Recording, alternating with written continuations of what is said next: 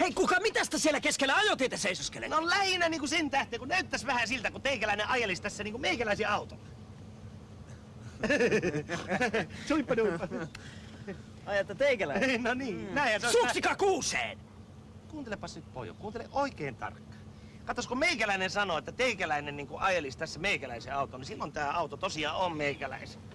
No jaha. Joo. No näytäs omistuspaperit. No käviskös tämmönen niinku omistusmuovi? Huomaatko, jos yhtään tunnet näitä niinku jalompia metalleita, niin huomaatko, että tässä on tämmöistä kellervää tässä reunassa? Sitä meidän piirissä kutsutaan kullaksi. Sana perusmuodossa on kulta. Ja mitäs sitten? Niin.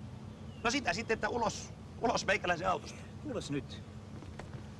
Ennen kuin tää auto on teikäläisen, Niin? sä saat pulittaa meikäläiselle 300 000.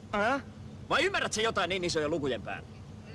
Yhä se vaan jätkä istuskelee meikäläisen autossa, niin? Ulos sieltä! Kipi! Äläkä vaan kolhi myynnissä oleva auto. Varo pikkusen, älä laita kättä siihen. Mielellään ollenkaan. Siis, sä aiot todella ostaa tän auton? No täähän nyt ihme jahkaamista on.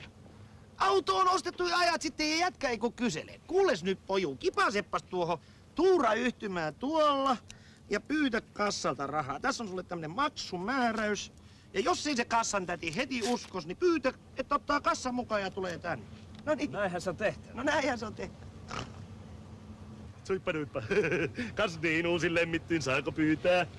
Istahta pukille. Tässä sinulle pieni lahja ensi tapaamisen kunniaksi. Ihmeellistä. Ei voi olla totta. Ihmeellistä. Tämä Suomi on ihmeellinen maa. Ja me suomalaiset olemme vielä ihmeellisempiä. Oliko se sitten 300 000? No jotakin semmoista pientä, en minä muista ihan tarkkaan. Tässä on pikkusen niinku muutakin puuhaa. No siinä.